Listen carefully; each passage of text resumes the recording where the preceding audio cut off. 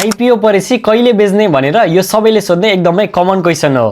पहिलाको थ्योरी के थियो भने जुन दिन हाई भोल्युम आएर रेड क्यान्डल बन्छ त्यो दिन नै सबै किता सेल गर्ने अनि बाहिर निस्किने। तर अहिले सिनारियो चेन्ज भएको छ। रेड क्यान्डल बनेर हाई भोल्युम आयो भनेर सेल गरियो तर त्यसपछि नै त्यो स्टक 100% भन्दा बढी माथि बढेको छ। यसलाई एउटा इक्जाम्पल लिएर बुझौँ है त। नर्मली चार्ट्समा जानुस्, कुनै पनि जुनसुकै चार्ट, म चाहिँ पर्सनली चुकुल युज गर्छु किनभने मलाई चाहिँ सजिलो लाग्छ अनि एकदमै फिचरहरू फ्रीमा धेरै अभाइलेबल छ। अहिले चाहिँ अनि 20% डिस्काउन्ट पनि चलिरहेछ। यदि मेरो प्रोमो कोड RAJU20 युज गर्नुहुन्छ भने तपाईहरुले पनि 20% डिस्काउन्ट पाउन सक्नुहुन्छ।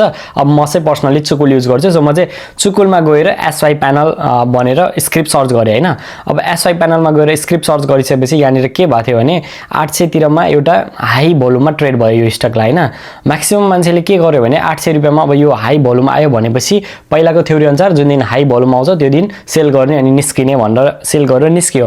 तर त्यसपछि के भयो भने यो स्टकले लगभग 150% को फेरि अर्को र्याली दियो के। त्यसको मतलब त हाम्रो पहिलाको स्ट्र्याटेजी त अब चेन्ज गर्ने बेला भएको छ के। अब जस्तै कि म अर्को SAIL को पनि देखाउँछु, श्रीनगर एग्रीटेक।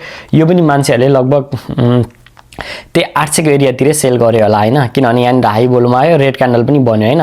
यो एरियामा मस्त मान्छेले सेल गर्यो। तर यो स्टकले के गर्दियो भने यसरी झर्यो अनि यहाँबाट सर यत्रो माथि गइदियो क्या। यहाँनिर पनि लगभग 100% को अप गएको यो स्टक, लगभग 100% को अप गएको छ भनेपछि अब हामीले हाम्रो स्ट्र्याटेजीलाई चेन्ज गर्नुपर्छ।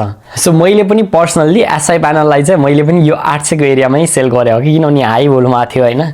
यति बेला मैले मिस्टेक गरेर सिकेको कुरा चाहिँ के हो भने नर्मली यहाँनिर अब अनब्यालेन्स भोल्युम भन्ने हुन्छ हैन। नर्मली तपाईहरु यहाँ FX मा जानुभयो भने FX मा थिच्नु भयो भने अन थिच्नु भयो भने इन्डिकेटरमा गएर अन थिच्नु भयो भने यहाँ तल देख्नुहुन्छ अनब्यालेन्स भोल्युम भनेर हैन, यहाँ क्लिक गर्नुस्। यो अनब्यालेन्स भोल्युम भनेको चाहिँ के हो भने मान्छेहरूले बाइ गरिरहेछ कि सेल गरिरहेछ भनेर यो इन्डिकेटरले देखाइदिन्छ क्या। अब नर्मली SI प्यानलको केसमा हामी मजाले हेरौँ है त। 800 को एरियामा मजाले यहाँनिर बाइ आयो हो, ठुल्ठुलो क्यान्डलहरू पनि बन्यो हो। तर यहाँनिर हेर्नुहोस् त भोल्युमले पुरै स्पाइक हान्राख्यो क्या। स्मार्ट मनीले यहाँनिर बाइ गरिरहेछ तर रिटेलरले के गर्यो भने हाई भोल्युम आयो अब त बेच्नुपर्छ भने, तर यहाँनिर हेर्दाखेरि त यत्रो बाइ भएर स्टकको त माथि जाने सङ्केत छ। यो एउटा नहेर्नाले मैले पनि पर्सनली SI प्यानललाई 800 मा फालेर अब 2000 मा भएको स्टक मैले पनि यो पर्सनली गल्ती गरेको कुरा हो हैन। अब यहाँनिर अब के हेर्ने भन्दाखेरि हैन, नर्मली के यो चार्टलाई हैन मैले ठुलो बनाएर देखाउँछु ल। हेर्नुस् है मजाले यो जबसम्म higher high higher low higher high higher low बनाउँदै जान्छ नि, हामीले केही पनि नगर्दिने क्या। Higher high higher low, higher high higher low, higher high higher low, higher high higher low, higher high higher low, higher low. अब यहाँनिर आएर यो माथिकोलाई यसलाई ब्रेक गर्न सकेन नि, यो एरियामा सेल गर्नलाई अब चाहिँ रेडी हुने क्या। अब हेर्नुहोस् है अब त्यो एरिया कति थियो भनेर यहाँनिर म गर्छु। यो लगभग ठ्याक्क यो दिनको हामीले सेल गर्यो।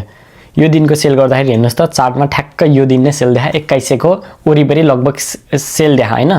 अब यहाँनिरबाट के सिक्न सकिन्छ भन्दा आईपीओ स्टक बेच्न चाहिँ हतार नगर्ने। मैले पनि पर्सनली हतार गरेर 800 मा मैले पनि गल्ती गरेको, तर यो ओबी इन्डिकेटर मात्र लगाएको भए आज मैले पनि त्यो 800 को स्टकलाई 21-2200 मा सेल गर्न सक्थे क्या। सो गल्ती गरेर सिकेको। अब यो ओबी इन्डिकेटरलाई चाहिँ आईपीओ स्टकहरुमा अप्लाई गर्ने हो अनि यसले जुन दिन हायर लोबाट लोअर हाईतिर शिफ्ट हुन्छ अनि त्यो दिन बेच्ने हो। अब नेक्स्ट टाइम देखि आईपीओ को स्टक कहिले बेच्ने भनेर कसैलाई नसोध्नुस्। यो भिडियोलाई लास्टसम्म हेर्नु भएको छ भने तपाईले पक्कै केही सिक्नु भयो होला। ओबी इन्डिकेटर लगाएर हेर्नुस्, जुन दिन त्यहाँ सेल देखाउँछ त्यो दिन सेल गर्नुस्। अनि यदि चुकुलमा डिस्काउन्ट चाहनुहुन्छ भने RAJU20 प्रोमो कोड युज गर्नुभयो भने तपाईले पनि 20% डिस्काउन्ट पाउनुहुन्छ। Happy trading.